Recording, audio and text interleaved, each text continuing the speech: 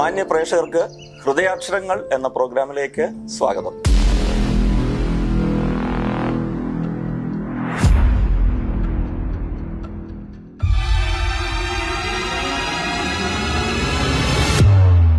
ക്രൈസ്തവ സാഹിത്യ മേഖലയിൽ കയ്യൊപ്പ് പതിപ്പിച്ച എഴുത്തുകാർ അവരുടെ ഓരോ സൃഷ്ടിയും ഉടലെടുക്കുന്നതിന് നൽകിയ സമർപ്പണം, അവർ കഴിച്ച പ്രാർത്ഥന, അവർക്ക് നേരിടേണ്ടി വന്ന സാഹചര്യങ്ങൾ, ഒടുവിൽ ഒരു സൃഷ്ടിയായി അത് കൈകളിൽ എത്തുമ്പോഴുള്ള സായുജ്യം, ഇവയൊക്കെ പ്രിയപ്പെട്ട പ്രേക്ഷകരുമായി പങ്കുവെക്കുകയാണ് ഈ പ്രോഗ്രാമിലൂടെ. ക്രൈസ്തവ കൈരളിയുടെ അനുഗ്രഹീത എഴുത്തുകാരൻ ബ്രദർ ഷാജി എബ്രഹാമാണ് ഇന്ന് ഹൃദയാക്ഷരങ്ങളിലെ അതിഥി. അദ്ദേഹം രചിച്ച എബ്രഹാമിന്റെ 5-ാം സുവിശേഷം 2 ആഴ്ചകൾക്ക് മുമ്പ് കുമ്പനാട്ടെ പ്രൗഢഗംഭീരമായ ചടങ്ങിൽ ബഹുമാനപ്പെട്ട പ്രതിപക്ഷ നേതാവിനാൽ പ്രകാശനം ചെയ്യുകയുണ്ടായി. യേശുനാഥന്റെ പാതാരവിന്ദങ്ങളിൽ മറിയ ഉടച്ചഭിഷേകം ചെയ്ത തൈലഭരണിയിലെ സ്വച്ഛജഡാംബാംസി പോലെ വായനക്കാരുടെ മനസ്സിലും ആത്മാവിലും സുഗന്ധം നിറയ്ക്കുന്ന വാക്കുകളാണ് ഈ ഗ്രന്ഥത്തിന്റെ ഓരോ താളുകളിലും വായനക്കാരെ കാത്തിരിക്കുന്നത്. കണ്ണുനീരിന്റെ ഉയിർപ്പമുള്ള ഒരു ഭാഷ കൊണ്ട് ഗ്രന്ഥകാരൻ വരച്ചെടുക്കാൻ ശ്രമിച്ചിരിക്കുന്നത് 4 സുവിശേഷങ്ങളുടെ എഴുത്തുകാർ വിസ്താര ഭയത്താൽ ക്ലിപ്തപ്പെടുത്തിയ നസ്രായിന്റെ കാലഘട്ടത്തിലെ പച്ചയായ ജീവിതാനുഭവങ്ങളാണ്.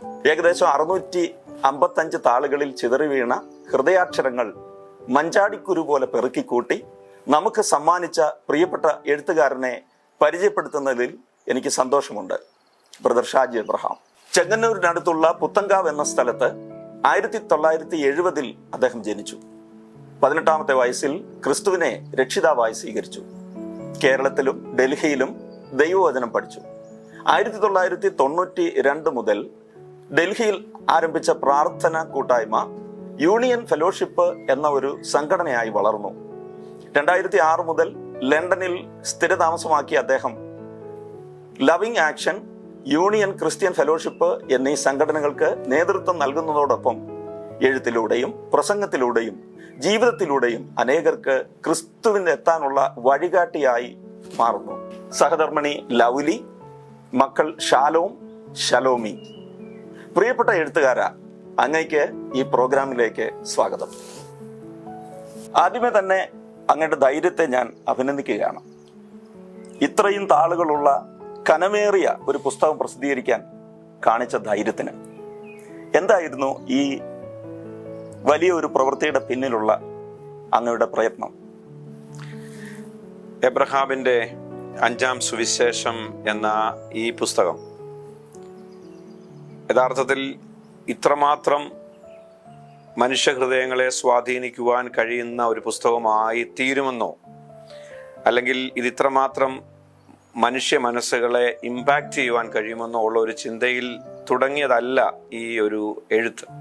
ഇതിനു മുമ്പ് എഴുതിയ എൻ്റെ ഒരു പുസ്തകത്തിൽ ബഹുമാനപ്പെട്ട കൂറിലോസ് മെത്രാപ്പോലിത്ത പറഞ്ഞ ഒരു വാചകത്തിൽ നിന്നാണ് എൻ്റെ ഈ ചിന്തയ്ക്ക് ആരംഭം കുറിച്ചത്.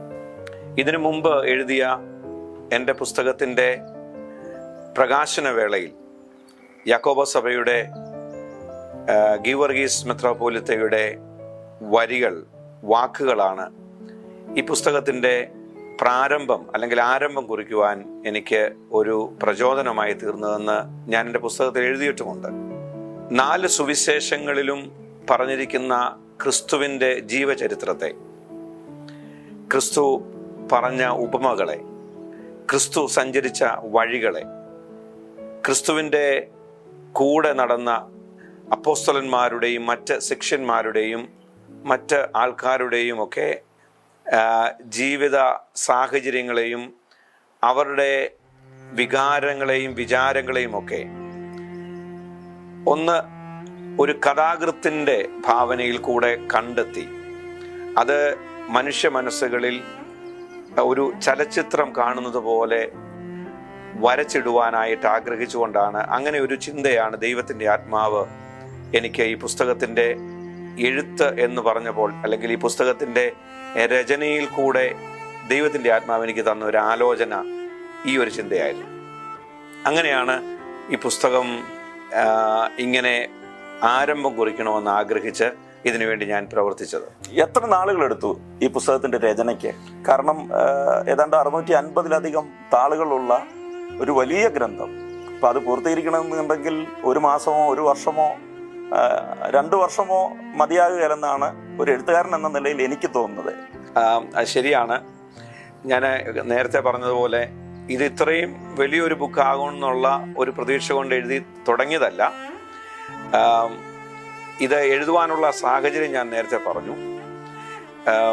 എന്നാൽ ഇതിൽ പ്രാരംഭം കുറിച്ചപ്പോൾ ദൈവത്തിൻ്റെ ആത്മാവ് എന്നിൽ ഞാൻ ഉദ്ദേശിച്ചതിൽ അധികമായിട്ടുള്ള ചിന്തകളെ കോരിയിടുന്നതായിട്ട് എനിക്ക് മനസ്സിലായിട്ടുണ്ട്. അപ്പോൾ അവിടുന്ന് ആരംഭിച്ചതാണ് ഈ ഒരു എഴുത്തിൻ്റെ ആരംഭം എന്ന് പറയുന്നത്.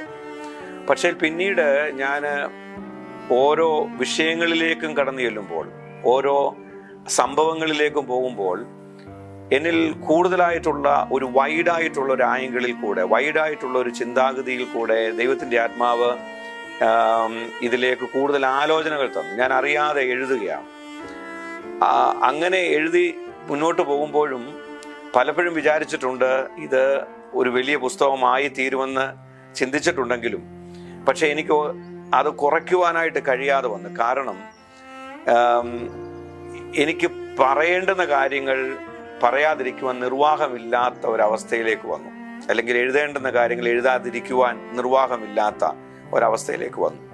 അങ്ങനെയാണ് ഈ പുസ്തകം എഴുതി തുടങ്ങുന്നതും ഇത് ഇത്രത്തോളം വലിയൊരു പുസ്തകമായി തീരുന്നത്. വളരെ സമയമെടുത്തു.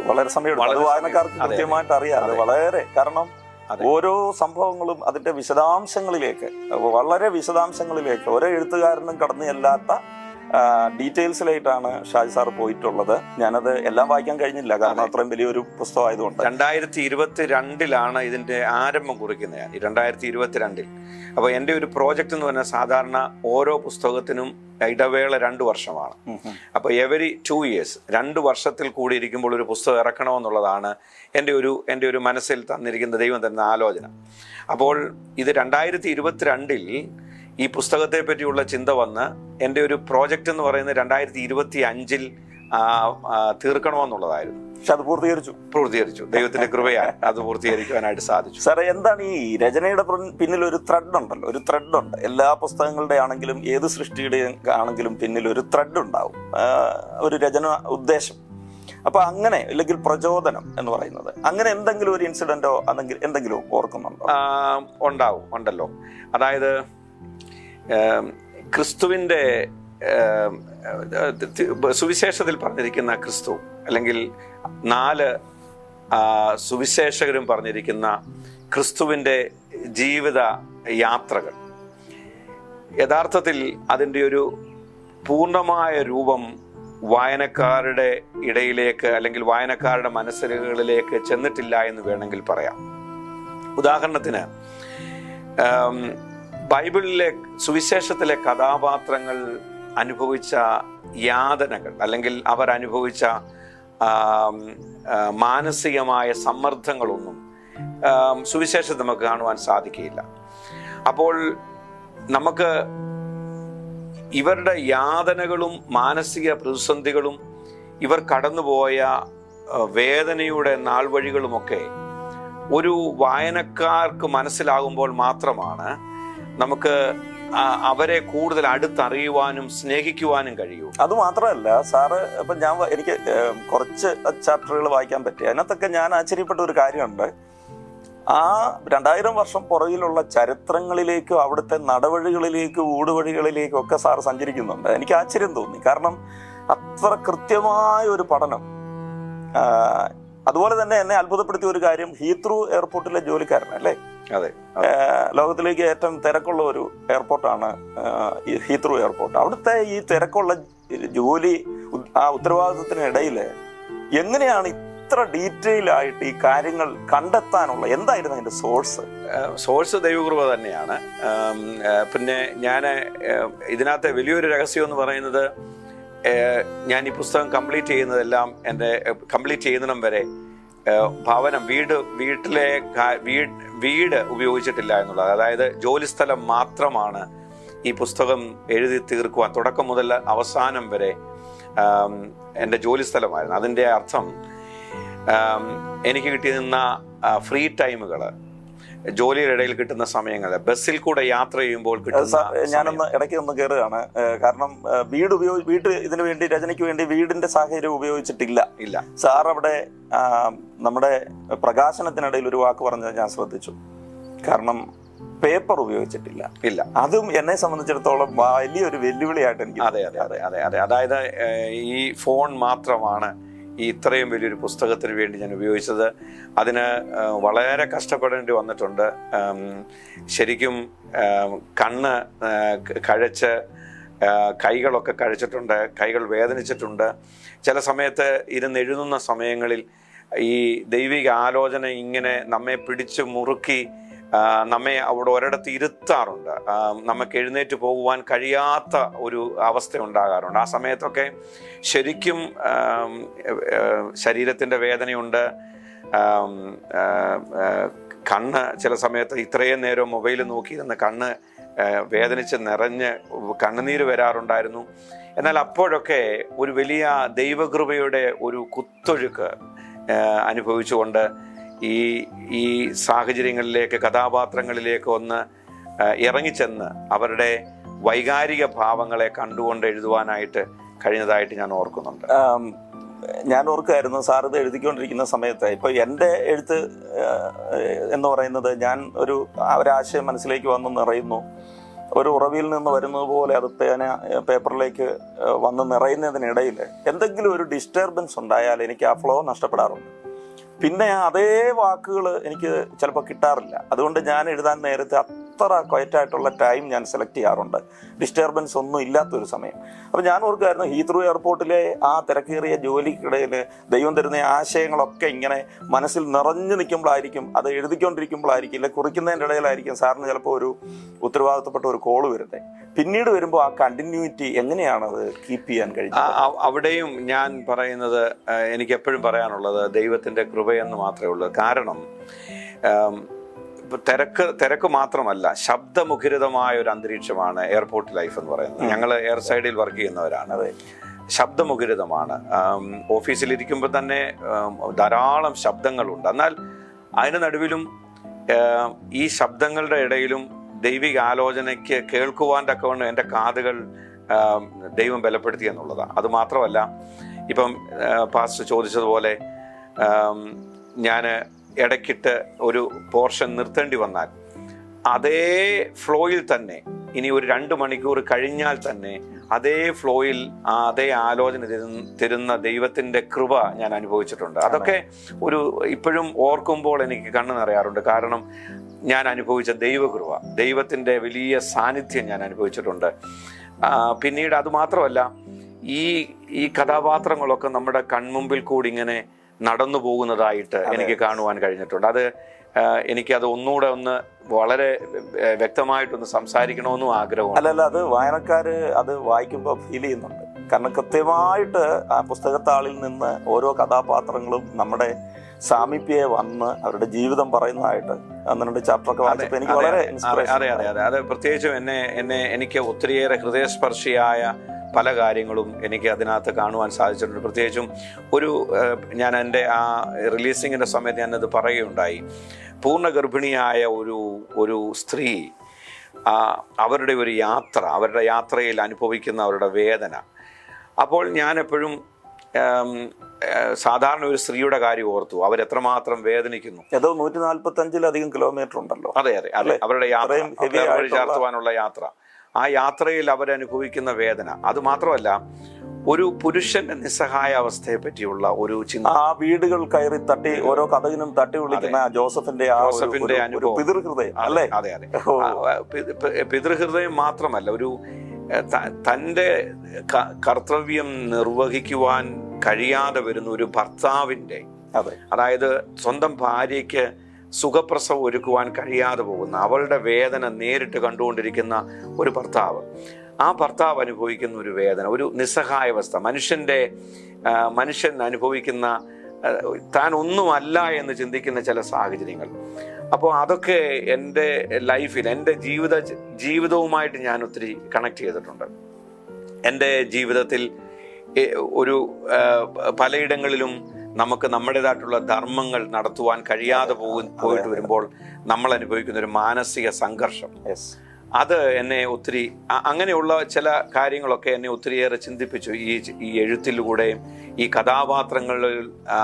കഥാപാത്രങ്ങളെ നമ്മൾ നമ്മുടെ കൺമുമ്പിൽ കാണുക മാത്രമല്ല, ഈ കഥാപാത്രങ്ങൾ നമ്മളായി തീരുന്ന അല്ലെങ്കിൽ നമ്മൾ കഥാപാത്രങ്ങളായി തീരുന്ന ഒരവസ്ഥയിലൂടെ ഞാൻ കടന്നുപോയിട്ടുണ്ട്. അത് ഇവിടെ മാത്രമല്ല, പല കഥാപാത്രങ്ങളെ എഴുതുമ്പോഴും എനിക്കത് തോന്നിയിട്ടുണ്ട്, ഫീൽ ചെയ്തിട്ടുണ്ട്.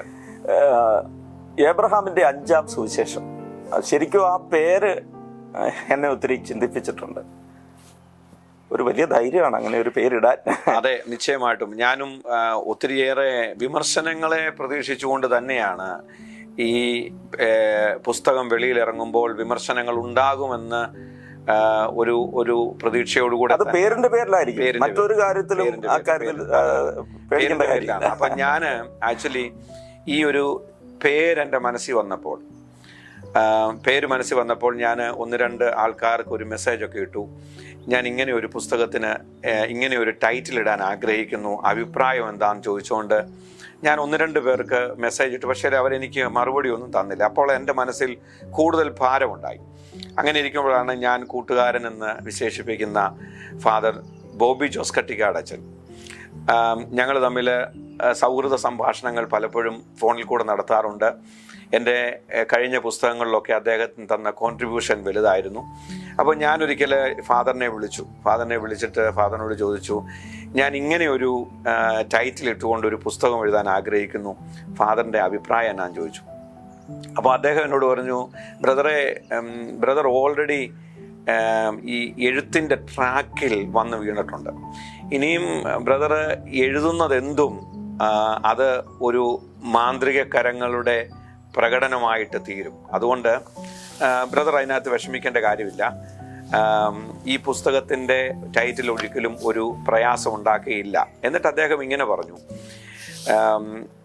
4 സുവിശേഷങ്ങളും എഴുതുന്നത് according to Matthew, according to Luke, according to John, according to Mark എന്നാണ് പറഞ്ഞിരിക്കുന്നത്. അതായത് അവർ മനസ്സിലാക്കിയ യേശുവിൻ്റെ രൂപം, അവർ മനസ്സിലാക്കിയ യേശുവിൻ്റെ സന്ദേശം, അവർക്ക് പറയാനുള്ള യേശുവിൻ്റെ കഥ, അതാണ്. ഇപ്പോൾ ഇത് ഞാൻ പറയുമ്പോൾ ഞാൻ മനസ്സിലാക്കിയ യേശു, ഞാൻ കണ്ടെത്തിയ ക്രിസ്തു, ഞാൻ കണ്ടെത്തിയ സുവിശേഷം, അത് എന്താണെന്ന് മറ്റുള്ള ഒരു തലമുറയെ, വരുവാനുള്ള തലമുറയോട് പറയുന്ന ഒരു എഴുത്തുകാരൻ്റെ ചിന്തകളാണ്. അതെ. അപ്പം അതുകൊണ്ട് എനിക്ക് ഈ പുസ്തകത്തിൻ്റെ രചന, ഈ പുസ്തകത്തിൻ്റെ ടൈറ്റിൽ, ഇതിനകത്ത് ഫാദർ ബോബി ജോസ് കട്ടിക്കാട് അച്ഛൻ്റെ ആ ഒരു വാക്ക് എനിക്ക് ഒത്തിരി അച്ഛൻ്റെ ബ്യൂട്ടിഫുൾ ആയിട്ടുള്ള ഒരു അവതാരിക ഇതിനകത്തുണ്ട്. അതിനകത്ത് ഒരു വാക്ക് എന്നെ ഒത്തിരി ടച്ച് ചെയ്തു. വാക്കുകളിലൂടെ പ്രിയ ഷാജി എബ്രഹാം നമ്മളെ തുഴഞ്ഞെത്തിക്കുന്നത് മെശിഹ എന്ന അഭയയിടത്തിലേക്കാണ്. ഈർപ്പമുള്ള ഒരു ഭാഷ കൊണ്ട് യേശു ജീവിച്ചിരുന്ന കാലത്തിന്റെ ആന്തരികവും ബാഹ്യവുമായ ഭൂപടത്തെ ശ്രദ്ധയോടെ വരച്ചു ചേർക്കാൻ ശ്രമിക്കുമ്പോഴും വർത്തമാനകാലത്തെ യേശു ചരിത്രത്തിന് സമാന്തരമായി വായിച്ചെടുക്കുമ്പോഴും സമാനതകളില്ലാത്ത മശിഹ അനുഭവത്തിലേക്കുള്ള ക്ഷണം മാത്രമാണ് ആത്യന്തികമായി ഈ നവീന സുവിശേഷം ലക്ഷ്യമാക്കുന്നത്. വളരെ അച്ഛന് സമയമെടുത്ത് അച്ഛൻ്റെ എല്ലാ അഭിപ്രായങ്ങളും, അച്ഛൻ ഏതൊരു പുസ്തകത്തിന് വേണ്ടി അഭിപ്രായം എഴുതിയാലും 100% ജെന്യുവൻ ആയിരിക്കും.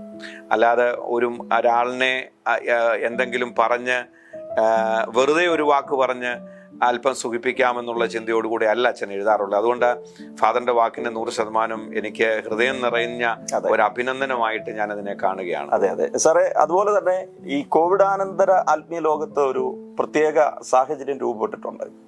അതായത് ആൾക്കാർ വായനയിൽ നിന്ന് അകലുന്നുണ്ട്. ഞാൻ ഈ ബുക്ക് ഷോപ്പുകളിലെല്ലാം, ഞാനൊരു അത്യാവശ്യം വായിക്കുക എഴുതുകയൊക്കെ ചെയ്യുന്നതുകൊണ്ട് ബുക്ക് ഷോപ്പുകളിൽ ചെല്ലുമ്പോൾ ഞാൻ ചോദിക്കുന്ന ഒരു ചോദ്യമാണ്, എങ്ങനെയുണ്ട് പുസ്തകങ്ങളൊക്കെ പോകുന്നുണ്ടോ? അപ്പോൾ അവർ പറയുന്നത് വളരെ ബുദ്ധിമുട്ടാണ്.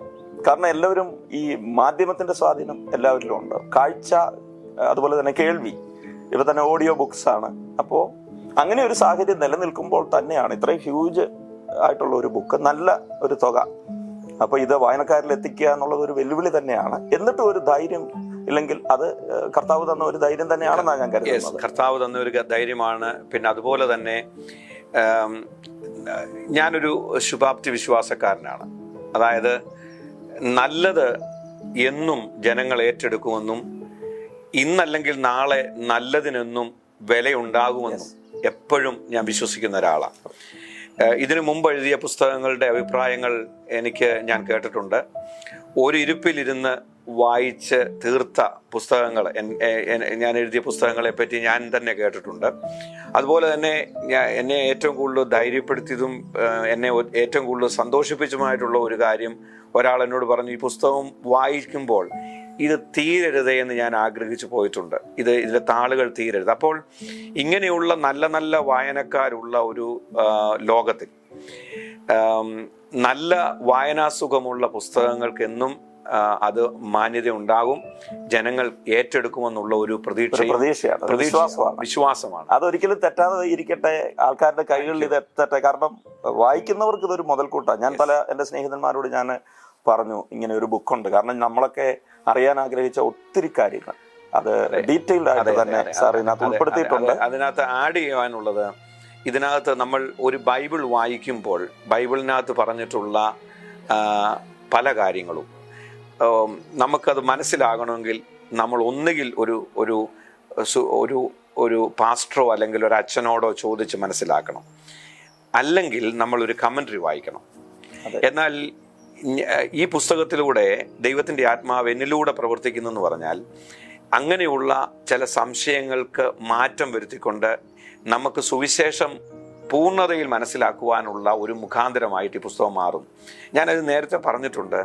ഈ പ്രതിഷ്ഠോത്സവം എന്ന് പറയുന്ന കാര്യം എന്താണ്, അല്ലെങ്കിൽ നിങ്ങൾ കാണാതെ പോയ ആടുകൾ അല്ലെങ്കിൽ ഗോത്രങ്ങളുടെ അടുത്തേക്ക് പോകണമെന്ന് കർത്താവ് പറയുന്നു. ഈ കാണാതെ പോയവരാരാണ്? പിന്നെ ഒത്തിരിയേറെ തെറ്റിദ്ധരിപ്പിക്കപ്പെട്ട ഒരു വാചകമാണ്, ഒരു ന്യായശാസ്ത്രി കർത്താവിൻ്റെ അരികിലേക്ക് വന്നിട്ട് ചോദിക്കുന്നു, നല്ല ഗുരു എന്ന് ചോദിച്ചുകൊണ്ട്, ഞാൻ നിത്യജീവനെ അവകാശമാക്കുവാൻ ഞാൻ എന്ത് ചെയ്യണമെന്ന് ചോദിക്കുമ്പോൾ കർത്താവ് പറയുന്നു, നീ എന്നെ നല്ലവനെന്ന് പറയുന്നത് എന്ത്? അപ്പോൾ ചിലരൊക്കെ തെറ്റിദ്ധരിക്കുന്ന, ക്രിസ്തു തന്നെ പറഞ്ഞിട്ടുണ്ട് ദൈവമല്ലാതെ ആരും നല്ലവനല്ല, അപ്പോൾ ക്രിസ്തു നല്ലവനല്ല എന്നുള്ളത്. പക്ഷെങ്കിൽ യഥാർത്ഥത്തിൽ അതെന്താണ് അതിൻ്റെ അർത്ഥം എന്നുള്ളത് ഈ പുസ്തകത്തിൽ കൂടെ വിവരിക്കുവാൻ ഞാൻ ആഗ്രഹിച്ചിട്ടുണ്ട്. അങ്ങനെ ആദിയോടന്തം മനുഷ്യ മനസ്സുകളിൽ ചോദ്യചിഹ്നങ്ങൾ ഇടുന്ന പല കാര്യങ്ങൾക്കും മറുപടി പറയുവാൻ ഈ പുസ്തകത്തിലൂടെ കഴിഞ്ഞിട്ടുണ്ട് എന്നുള്ളതാണ് ഈ പുസ്തകത്തിനെ കുറിച്ച് ഞാൻ കാണുന്ന ഒരു പോസിറ്റീവായിട്ടുള്ള ഒരു കാര്യം. അതുപോലെ തന്നെ ഈ പുസ്തകത്തിൽ ഒരു എഴുത്തുകാരൻ എന്ന നിലയിൽ ഏറ്റവും ഹൃദയസ്പർശിയായ ഒരു ഭാഗം ഉണ്ടായിരിക്കും. എഴുത്തുകാരൻ വായനക്കാരനാകുമ്പോൾ മനസ്സിനെ ഏറ്റവും വേദനപ്പെടുത്തിയ, അല്ലെങ്കിൽ മനസ്സിനെ വല്ലാതെ ഉലച്ചുപോയ, ഒരുപക്ഷെ കണ്ണുനീരുകൊണ്ട് ആ എഴുത്ത് തുടരാൻ കഴിയാത്ത, എനിക്കങ്ങനെ ഉണ്ടാവാറുണ്ട്. അങ്ങനെ ഒരു ഭാഗം ഓർത്തെടുക്കുന്നുണ്ടോ? അങ്ങനെയുള്ള ഭാഗങ്ങൾ ഒത്തിരി ഉണ്ട്. ഈ പുസ്തകത്തിൻ്റെ ആരംഭം മുതൽ ഇപ്പോഴും ഞാൻ കരയാറുണ്ട് ഈ പുസ്തകത്തിൻ്റെ ചില താളുകൾ മറിക്കുമ്പോൾ. പ്രത്യേകിച്ചും ക്രിസ്തുവിൻ്റെ അരികിലേക്ക് പിടിച്ചുകൊണ്ടുവരുന്ന, വ്യഭിചാരത്തിൽ പിടിച്ചുകൊണ്ടുവന്ന സ്ത്രീയെ പറ്റിയുള്ള ഒരു വർണ്ണനയുണ്ട്.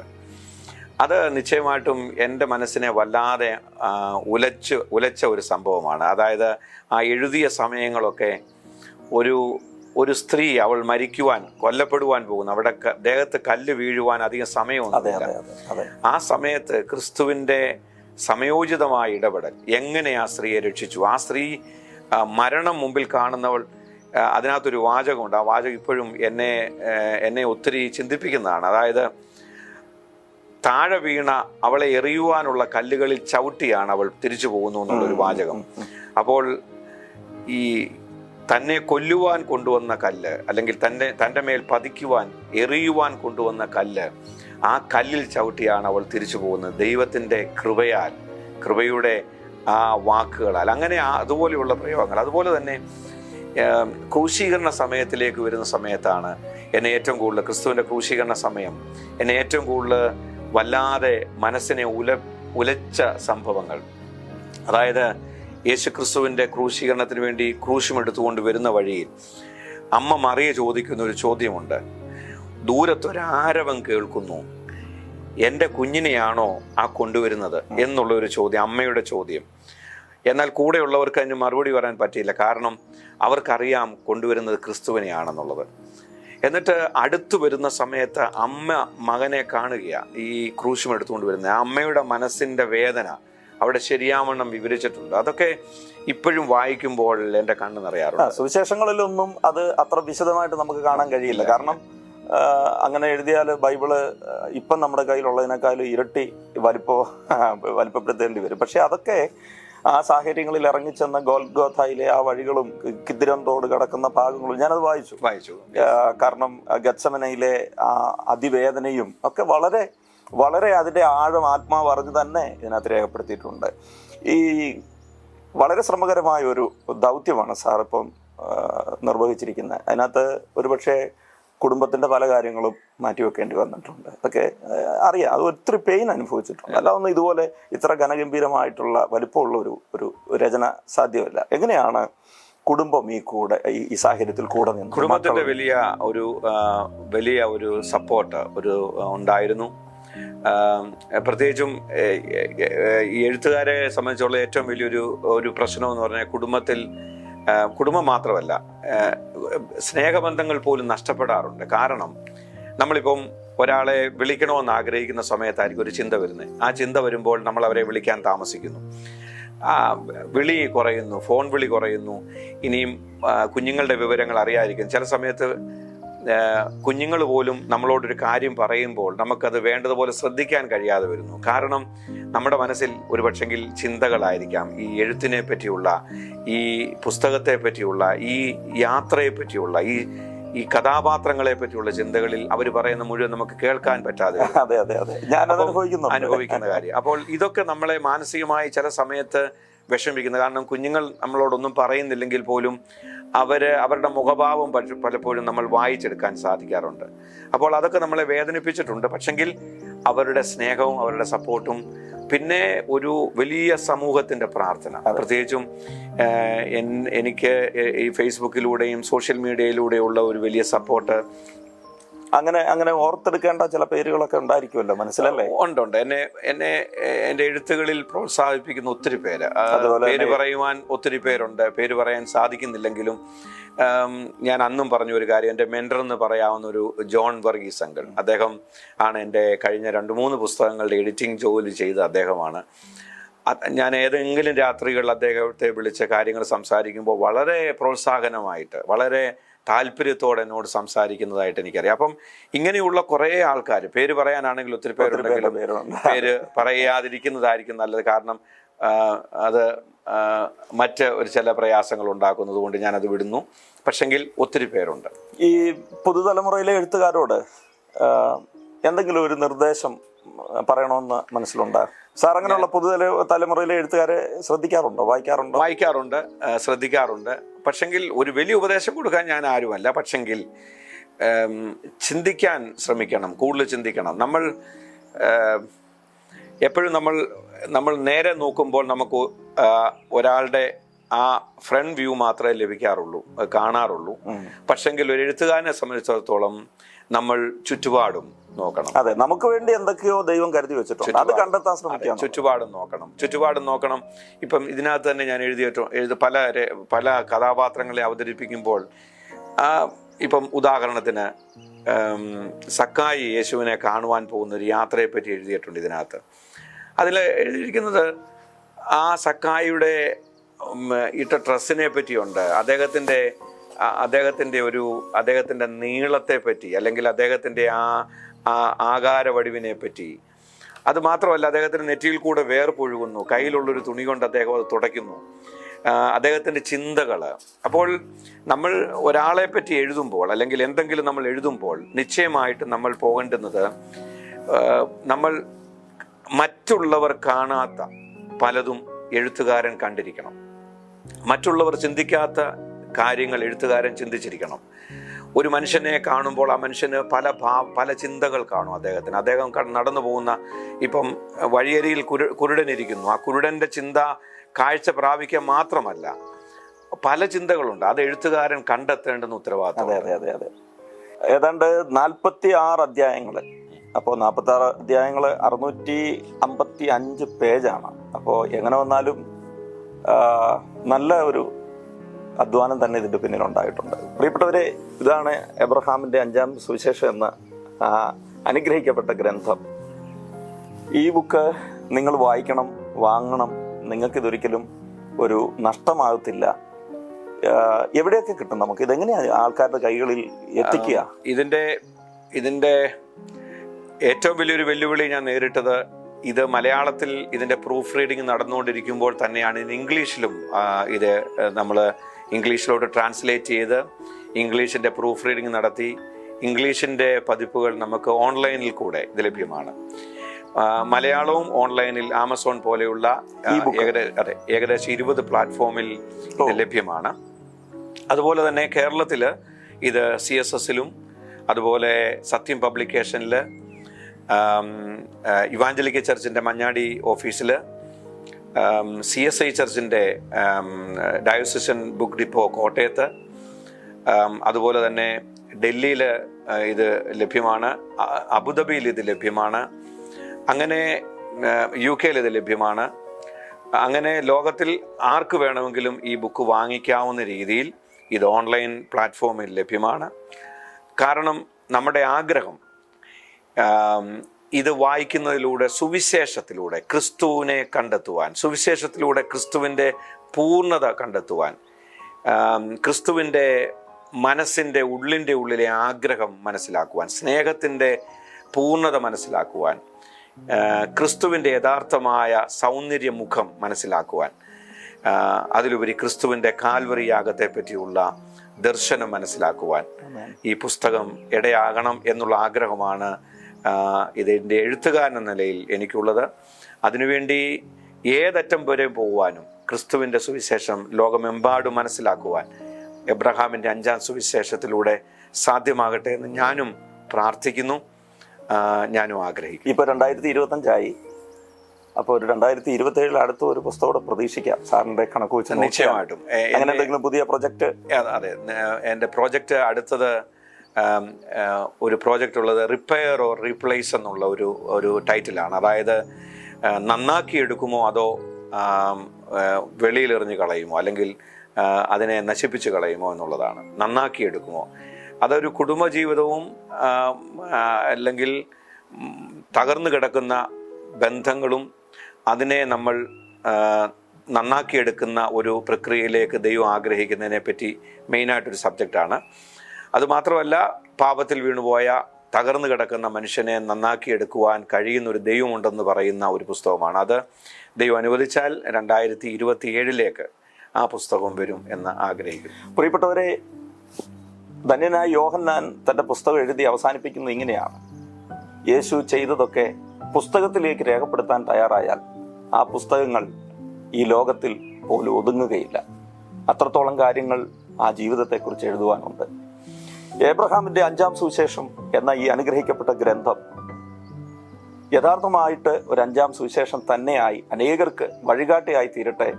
പുതിയ എഴുത്തുകാർക്ക് ക്രിസ്തുവിനെ കുറിച്ച് എഴുതുവാനുള്ള പ്രചോദനമായി തീരട്ടെ എന്ന് പ്രാർത്ഥിക്കുകയും എല്ലാവർക്കും, പ്രത്യേകിച്ച് എഴുത്തുകാരൻ പ്രിയപ്പെട്ട ഷാജി സാറിന് എല്ലാ ആശംസകളും നേർന്നുകൊണ്ട് ഞങ്ങൾ നിർത്തുന്നു. Thank you. God bless. Thank you.